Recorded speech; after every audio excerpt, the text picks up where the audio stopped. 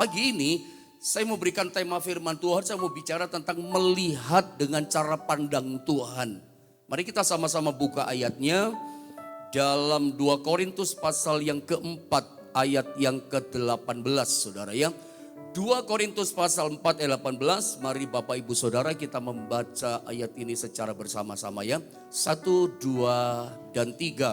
Sebab kami tidak memperhatikan yang kelihatan, melainkan yang tak kelihatan. Karena yang kelihatan adalah sementara, sedangkan yang tak kelihatan adalah kekal. Saya boleh baca ulang sekali lagi, tolong Anda perhatikan ayat ini di screen saudara, dibilang begini. Rasul Paulus yang menasihati berkata kepada jemaat yang ada di kota Korintus. Sebab kami, kata Paulus, dia gambarkan dirinya, sebab kami tidak memperhatikan yang kelihatan, dia kasih teladan, contoh, melainkan yang tak kelihatan. Apalagi dikatakan, karena yang kelihatan adalah sementara, sedangkan yang tak kelihatan adalah kekal. Paulus dalam ilham Roh Kudus, dalam pewahyuan Roh Allah, dia berkata, dia mengajar kepada kita untuk kita orang-orang beriman yang percaya kepada Tuhan, untuk kita lebih fokus ya, untuk kita lebih memperhatikan yang tak kelihatan daripada yang kelihatan. Sebab yang kelihatan itu bisa berubah, yang kelihatan itu termasuk masalah kita. Seberat apapun masalah saya dan saudara, Anda boleh berkata kepada saya, pendeta gak ngerti masalah saya, masalah yang saya hadapi sekarang rumit loh. Saya boleh tidak tahu seberat serumit apapun masalahmu. Tetapi masalah realita yang Anda hadapi, yang kita hadapi semua manusia di dunia. Alkitab katakan semua masalah yang kelihatanmu berat sekalipun, itu sementara, itu bisa berubah. Ya. Yang berat Tuhan bisa buka jalan diganti dengan kemenangan. Pokoknya begini, Paulus katakan, mari kita belajar berfokuslah, lebih memperhatikan kepada yang tidak kelihatan dibanding yang tidak kelihatan. Yang tidak kelihatan termasuk tetek bengek segala masalah kita. Karena yang kelihatan itu sementara, itu bisa berubah. Tapi perhatikan, sedangkan yang tak kelihatan, di situ ada kuasa Tuhan. Yang tidak kelihatan, di situ ada kuasa Tuhan yang besar, yang sempurna. Itu dikatakan bersifat kekal. Kekal artinya tak terbatas. Kekal itu artinya sangat besar, sangat dahsyat, sangat luar biasa kuasanya. Tak terbatas kuasanya. Makanya Paulus mengajar lewat firman Allah kepada jemaat di Korintus. Mari berfokuslah, lebih memperhatikan yang tidak kelihatan daripada yang kelihatan. Saya ulang, saya garis bawahi, sebab yang kelihatan, semua yang kelihatan itu sementara dan Tuhan bisa merubah. Dan memang bisa berubah yang kelihatan. Termasuk penyakit kita yang berat, termasuk masalah kita. Siapa yang bisa merubah? Yang bisa merubah yang tidak kelihatan. Yang bisa merubah yang sempurna kuasanya kekal tadi. Itu bisa merubah yang sementara yang ada di dunia ini. Termasuk kehidupan kita dan masalah kita. Apakah selama ini kita menyadari lewat firman Allah ini dari ayat yang berkata sebab kami tidak ya memperhatikan yang kelihatan melainkan yang tidak kelihatan. Sebab yang kelihatan sementara, yang tidak kelihatan bersifat kekal. Dari kalimat-kalimat yang dikatakan Paulus dalam pewahyuan Roh Kudus, apakah selama ini kita pernah merenungkan, berpikir bahwa kehidupan kita di dunia ini sesungguhnya disadari atau tidak, dimengerti atau tidak di antara kita. Alkitab yang katakan, bukan saya yang berkata, bahwa sesungguhnya kita ini hidup di dua alam. Yang pertama adalah alam yang kelihatan. Alam yang kelihatan itu maksudnya alam yang nyata, alam yang realita. Semua yang kita bisa lihat dengan kasat mata kita, itu alam kelihatan. Gunung, termasuk masalah kita, termasuk sakit kita tuh kelihatan. Apa saja yang realita bisa kelihatan mata kita itu alam kelihatan. Yang kedua adalah alam yang tidak kelihatan. Namanya adalah alam roh. Saya ulang, firman yang berkata kepada kita bahwa ternyata kita hidup di dua alam. Alam yang kelihatan, alam nyata, alam realita. Yang kedua adalah alam yang tidak kelihatan. ya. Alam roh namanya. Nah, persoalannya lihat gambar ini, mata kita itu hanya terbuka di alam nyata dan buta di alam roh. Kita nggak bisa lihat apa-apa dan memang kita tidak tahu apa-apa yang ada di alam roh. Tetapi Alkitab katakan yang jelas disadari atau tidak, kita hidup itu di dua alam. Alam yang nyata yang kelihatan dan alam roh yang tidak kelihatan. Nah, kita hanya bisa melihat alam yang nyata yang kelihatan, tapi mata kita itu buta di alam roh. Kenapa penting untuk saya menyampaikan firman Allah ini kepada saudara? Karena saya melihat hari-hari ini, di masa-masa ini, di tahun ini pandemi belum selesai. Saya banyak melihat orang-orang yang dalam kesulitan yang dia hadapi, kesukaran-kesukaran yang terjadi dalam hidupnya membuat dia terintimidasi melihat realita kenyataan yang terjadi di depan matanya. Saya boleh ulang ya. Kenapa saya harus menyampaikan firman Allah ini kepada saudara? Sebab saya hari-hari ini banyak memperhatikan, melihat termasuk kehidupan orang-orang percaya kepada Tuhan. Hidupnya dalam kesukaran dan terintimidasi dengan masalah yang dia lihat di depan hidupnya, di depan matanya. Terintimidasi dengan yang dilihat. Alam realita. Ya, saya kalau boleh kasih gambaran saja kepada saudara. Ini yang seringkali terjadi pada kita. Saya ingat cerita sedikit, mungkin juga saya pernah cerita sama saudara, ya. Kalau saya ingat mundur sekitar 21 atau 22 tahun yang lalu, mundur ke belakang begitulah. Ketika saya mulai masuk kota Jombang, karena saya tadinya berasal dari kecamatan kan, kecamatan Jombang, tinggal bersama orang tua saya. Lalu saya menikah, lalu kontrak rumah di Jombang. Ketika saya awal masuk kota Jombang, tujuannya apa? Ya merintis pelayanan. Tahukah saudara, saya cerita sedikit pengalaman saya melihat dengan mata jasmani, realita nyata di kota Jombang. Tahukah saudara, ketika saya dengan istri melihat kota Jombang, mau buka pelayanan merintis. Yang saya lihat secara jasmani, waduh gak mungkin ini. Melihat kota Jombang untuk membuka satu lahan pelayanan, langsung saya berpikir gak mungkin. Maaf kata, Jombang salah satu kota di Indonesia terkenal dengan sebutan kota santri. Maka mata jasmani saya melihat, wah sulit, gak mungkin, sukar, mustahil. Ketika saya melihat kondisi kota ini terintimidasi saya. Sungguhan terintimidasi. Wah gak bisa ini, wah gak mungkin. Tetapi saya ingat, saya memulai pelayanan perintisan di Jombang, saya mulai keliling naik motor. Gak punya mobil, naik motor sama istri saya keliling berdoa. Nah ketika saya doa keliling dengan istri saya, itulah Tuhan templak saya. Maksudnya Tuhan sadarkan saya. Seperti Tuhan berkata kepada saya, begini, kenapa kamu tidak melihat dengan cara aku melihat? Kenapa cara pandangmu bukan pakai cara pandangku? Sebab dengan mata jasmani saya yang melek melihat kondisi kota Jombang, ngeper saya, gentar saya, takut saya. Hati saya berkata sukar, sulit, mustahil, terintimidasi roh saya. Jadi mati roh saya, gak berkobar roh saya, saudara. Padahal kita makhluk roh, jadi mati roh kita gara-gara yang kita lihat. Karena memang semua tindakan kita tergantung yang kita lihat. Bahkan saya berani katakan semua kata-kata yang meluncur dari mulut kita itu semua ditentukan dari yang kita lihat. Betul tidak? Ketika kita melihat ketakutan, sesuatu yang menakutkan kita, wow gitu kita takut. Mulut ngomong bagaimana? Nanti kita lihat dalam firman Allah. Saya tunjukkan semua tergantung yang kita lihat. Makanya mulut kita berkata takut, sukar, sulit segala macam. Saya ingat itu. Makanya Tuhan tegur saya, sadarkan. Kenapa kamu gak melihat? Itu kata-kata masih segar di roh saya. Masih ingat tuh kata-kata urapan itu. Ya.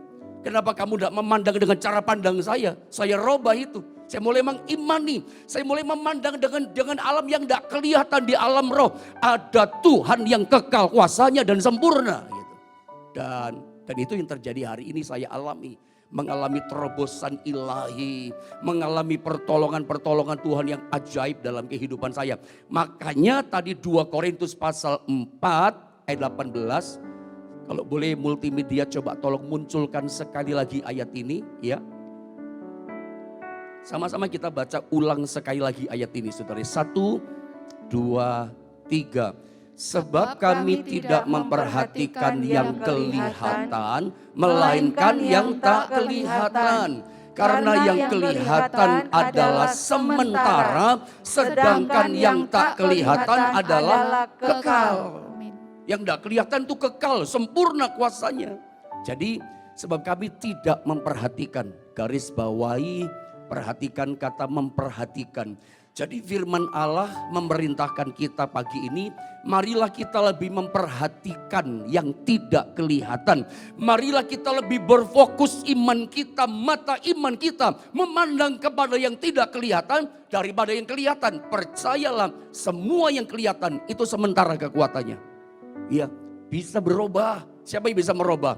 Ya kekuatan lebih sempurna, lebih kekal. Kuasa Tuhan yang bisa merubah yang sementara itu, termasuk keadaan di dunia ini. Nah, ketika saya merenungkan firman Allah ini, ya lebih memperhatikan yang kelihatan daripada yang tidak kelihatan daripada yang kelihatan. Saya ingat dua tokoh di Alkitab, yang satu bernama Daud, yang satu bernama Saul. Daud dan Saul dua-duanya raja Israel. Dua-duanya saya pikir memulai langkahnya dengan anugerah Tuhan yang luar biasa. Dianugerahkan jadi raja. Saul dipercayakan jadi raja. Daud begitu juga jadi raja. Tetapi ada dua perbedaan sangat mencolok di antara dua raja Israel. Yang satu bernama Saul. Saul itu dia selalu hanya memperhatikan hal-hal yang kelihatan. Fokusnya dia, perhatiannya Saul itu hanya melihat yang kelihatan saja. Sedangkan Daud, ada baca kisah-kisah kehidupan daripada Daud. Daud itu orangnya lebih memperhatikan hal-hal yang tidak kelihatan. Fokusnya lebih melihat, percaya kepada hal yang tidak kelihatan. Bertolak belakang dengan yang namanya Saul. Satu contoh, ketika Goliat 40 hari, 40 malam ya. Pagi sore dia mengintimidasi, dia teriak-teriak kepada bangsa Israel. Dengan suara yang besar, dengan suara yang serak dan parau. Dia nantangin Israel, siapa di antara kamu yang berani hadapi aku? Kalau aku kalah berarti Filistin kalah. Siapa pahlawan perangmu? Siapa yang berani hadapi aku? Kalau kamu kalah ya Israel kalah. Gak ada yang berani, termasuk sang Raja Saul. Saudara, Daud kenapa gak takut hadapi yang namanya Goliat? Padahal Goliat yang sama. Goliat yang dilihat oleh Saul, dilihat oleh kakak-kakaknya Daud, dilihat oleh pahlawan-pahlawan gagah berani dari bangsa Israel. Itu Goliat yang sama yang juga dilihat oleh Daud. Goliat yang sama, orang yang sama. Tetapi kenapa semua orang Israel, termasuk pahlawan-pahlawan Israel, termasuk Saul ketakutan? Takut, mereka sembunyi di balik kemah. Mereka memandang, melihat yang namanya Goliat itu raksasa. Mereka memandang Goliat itu mesin pembunuh, monster pembunuh yang mengerikan. Semuanya takut. Kenapa takut? Semua ditentukan dari yang kita lihat. Tetapi beda, melihatnya melihat yang kelihatan saja. Semua di dunia ini termasuk kita orang percaya, begitu mata iman kita nggak lihat yang nggak kelihatan.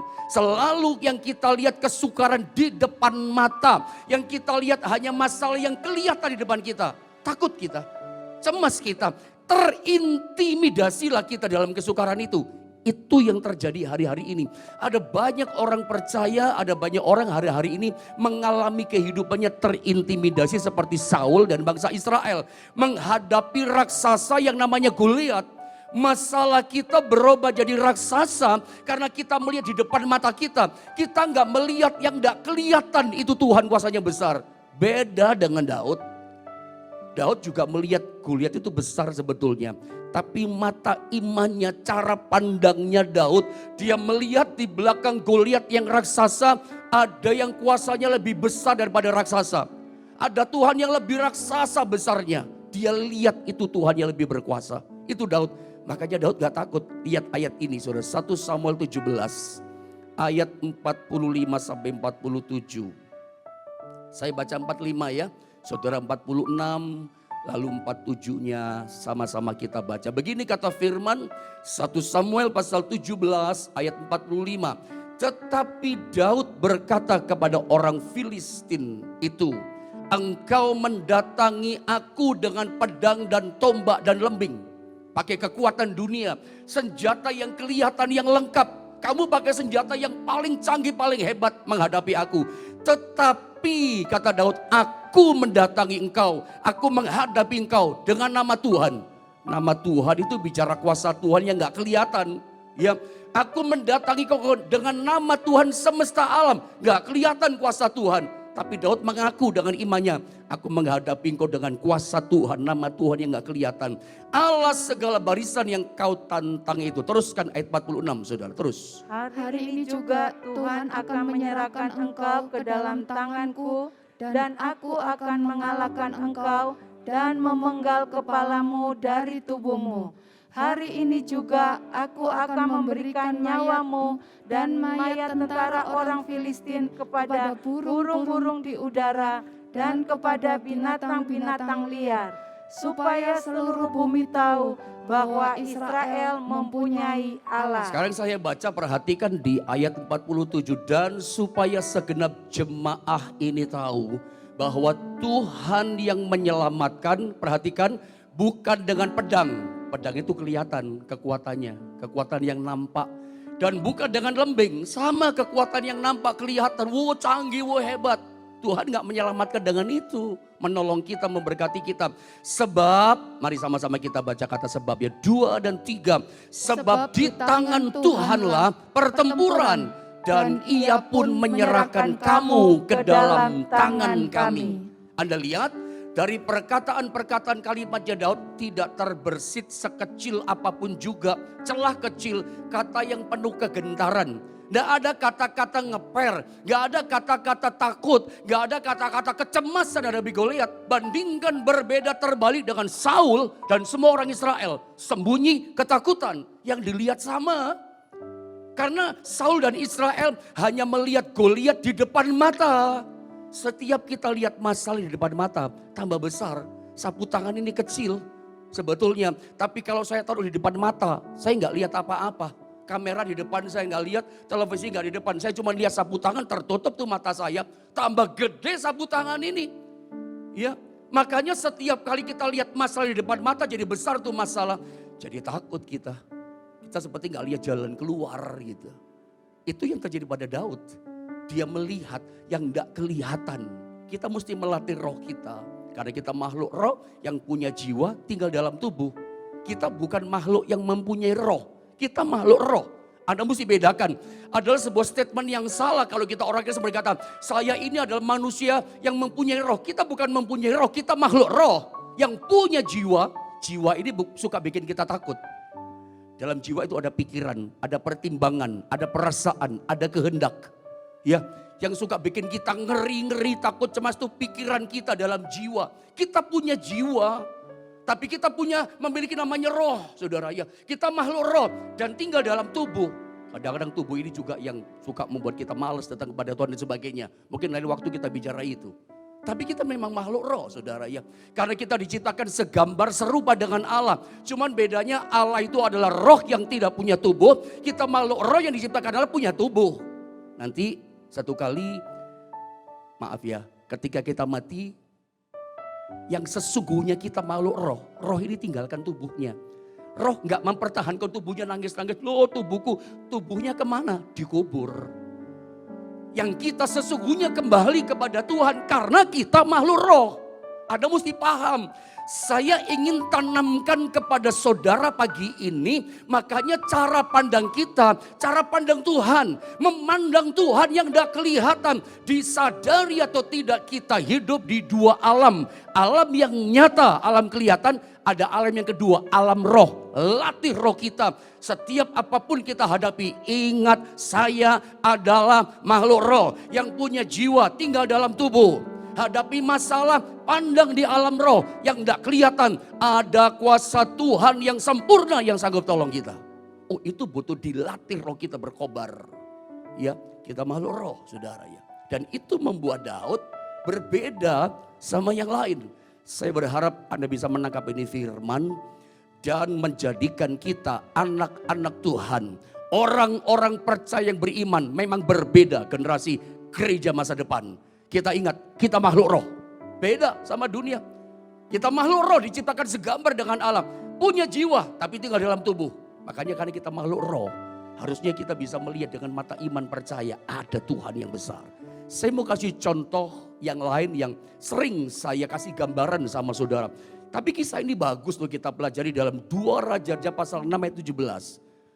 Mungkin saya bisa minta tolong ayat 15 boleh ditampilkan multimedia biar jelas ya jemaat yang di YouTube maupun di Facebook yang sedang melihat ini ibadah pagi ini. 2 Raja-Raja pasal 6 ayat 15 bolehkah ditampilkan? Saya baca ya.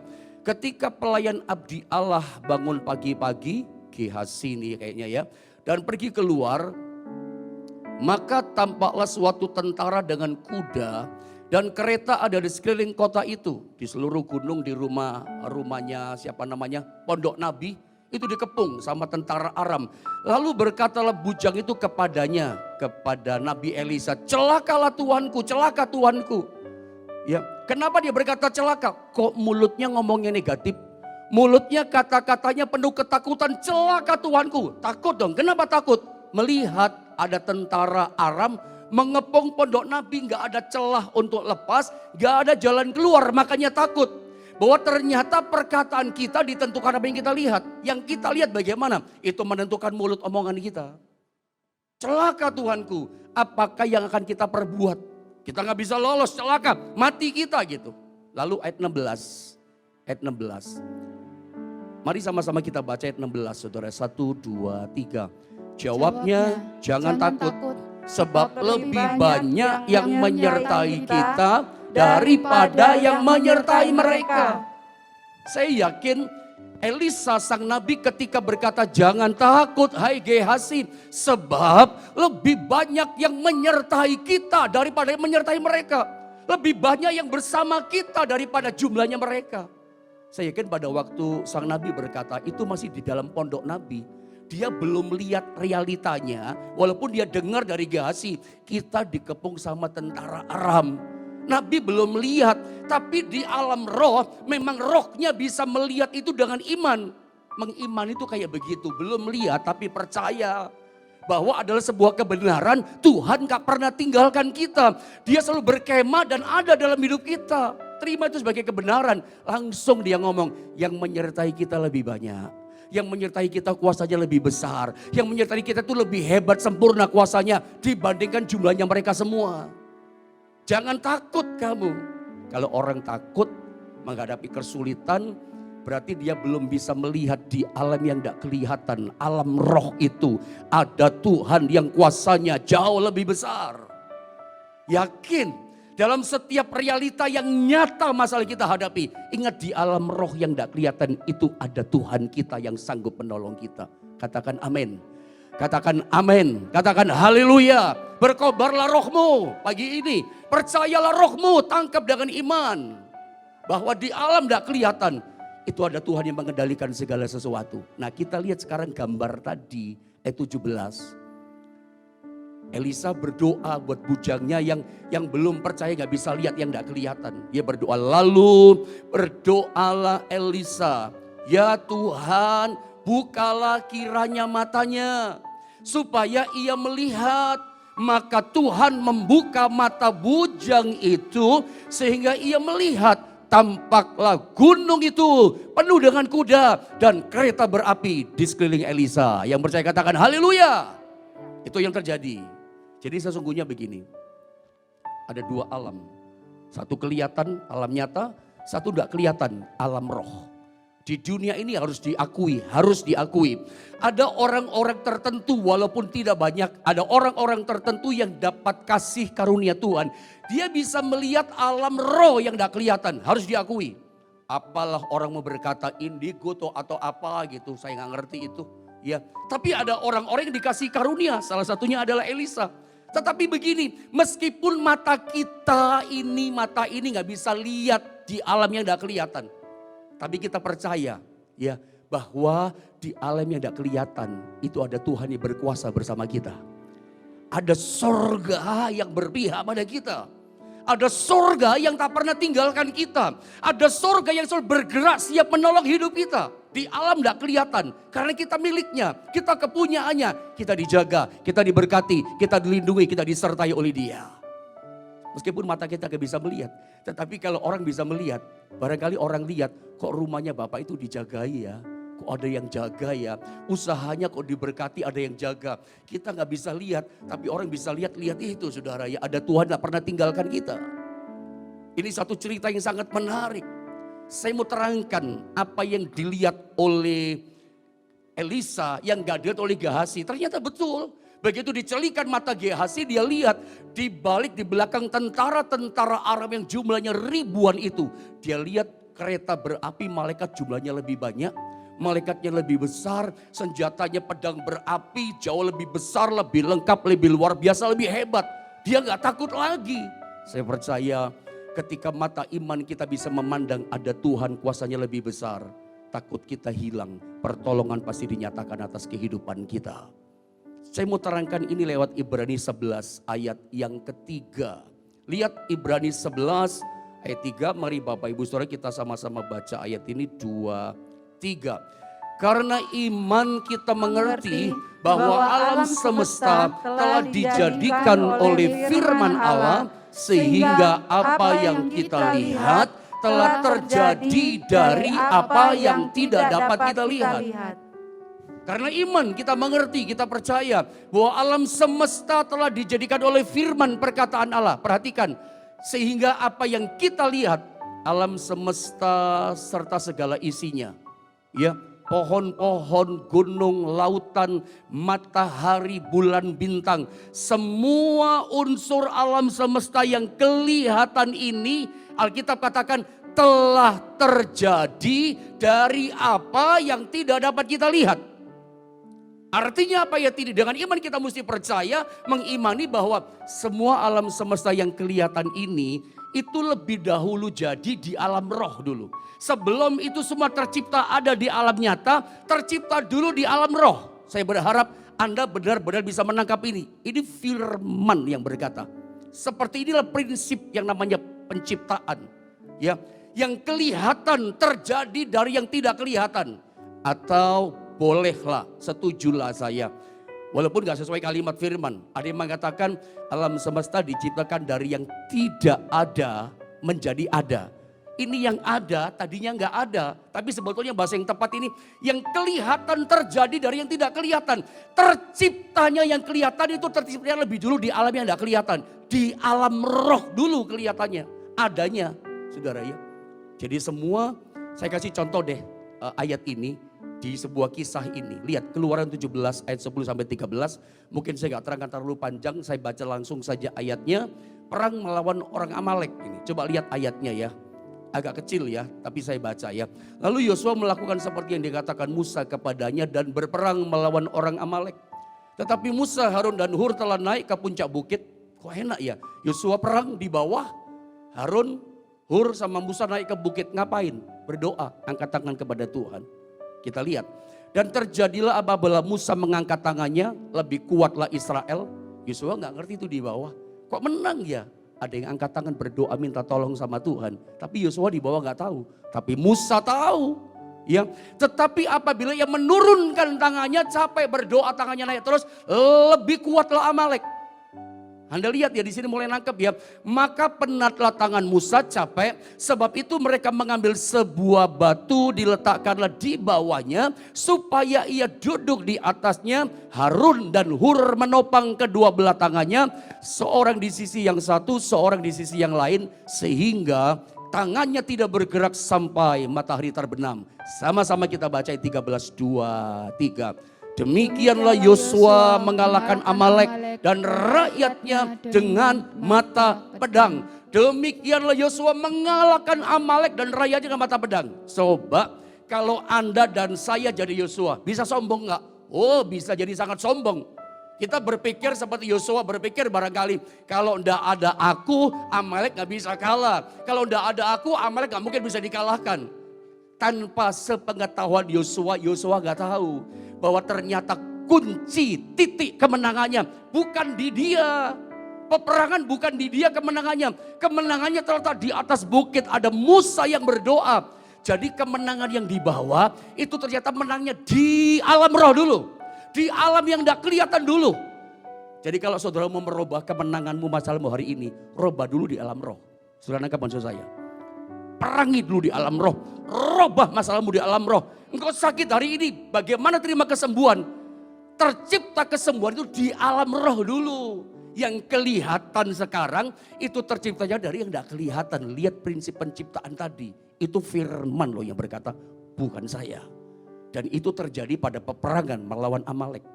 Yang di bawah menang realita itu ditentukan di alam roh. Musa ngerti itu. Dia perangi di alam roh. Anda sekarang tahu bagaimana merubah bisnismu, merubah duniamu, merubah usahamu, atau merubah setiap masalah yang mengintimidasi kita. Ingat kisah tentang siapa namanya, Daniel. Ketika dia berdoa, doanya sebetulnya dijawab. Itu Daniel pasal 10, coba Anda baca di rumah ya. Hari pertama udah dijawab, tapi ternyata hari ke-21 baru malaikat Gabriel datang kepada dia. Sebetulnya Daniel, doamu dijawab sejak hari pertama. Tapi ketika aku mau memberikan jawaban diperintahkan Tuhan kepadamu hari pertama. Itu penghulu Persia, kalau gak salah pangeran Persia. Kuasa kegelapan yang berkuasa di Persia menghalangi aku, memerangi aku. Sehingga sampai butuh bantuan malaikat perang. Panglima perang sorga yang bernama Mikael membantu Gabriel. Sehingga ketika terjadi peperangan dengan penghulu Persia antara Mikael dengan Mikael dengan penghulu Persia itu, Gabriel tinggalkan itu. Hari ke-21 datang kepada namanya Daniel. Di alam sana ada yang menghalangi di alam roh. Kenapa doa kita gak dijawab? Di alam roh ada sesuatu. Ayat yang terakhir, dengan cepat ayat yang terakhir. Lihat Matius 12. Saya baca ya. 28-29. Ini supaya Anda punya pemahaman. Tetapi jika aku mengusir setan dengan kuasa roh Allah, alam roh, maka sesungguhnya kerajaan Allah sudah datang kepadamu. Atau bagaimanakah orang dapat memasuki rumah seseorang yang kuat, ya, dan merampas harta bendanya apabila tidak diikatnya dahulu. Setan punya kekuatan mesti diikat, ya. Sesudah diikatnya barulah dapat yang merampok rumah itu. Ini bicara tentang kekuatan yang di alam sana mesti dipatahkan, diikat dulu, ya. Kita mau belajar lewat firman Tuhan ini bahwa kalau orang yang selalu berpikir logik, semua mesti dikaitkan sama logika. Kalau nggak sesuai dengan logika, dia nggak percaya. Orang yang logik, semua logika, dia akan berkata, setan tidak ada. Kalau orang berkata setan tidak ada, jangan-jangan dia juga berkata Tuhan tidak ada. Kalau dia berkata Tuhan tidak ada, jangan-jangan dia berkata neraka tidak ada, sorga tidak ada. Saya mau bilang, senyata neraka itu ada, sorga itu ada. Tuhan ada, setan itu penghalang. Ya. Kenapa akhirnya Yosua mengalami kemenangan? Di alam roh ada seorang bernama Musa berdoa memerangi di alam roh. Dan jadi untuk merubah satu kemenangan, menang dulu di alam roh. Doa itu penting ya ternyata. Dan saya percaya lewat doa pagi ini, Tuhan kasih kemenangan kepada kita luar biasa. Bangkitkan rohmu. Bahwa kunci kemenangan kita, mari kita pakai cara pandang Tuhan yang tidak kelihatan. Kita bisa rubah yang kelihatan ini. Ketika roh kita kuat bisa merubah di alam tidak kelihatan. Ingat di tempat yang tidak kelihatan kita gak bisa lihat dengan mata kita. Ada Tuhan, ada janji Tuhan yang pasti digenapi dalam hidup kita.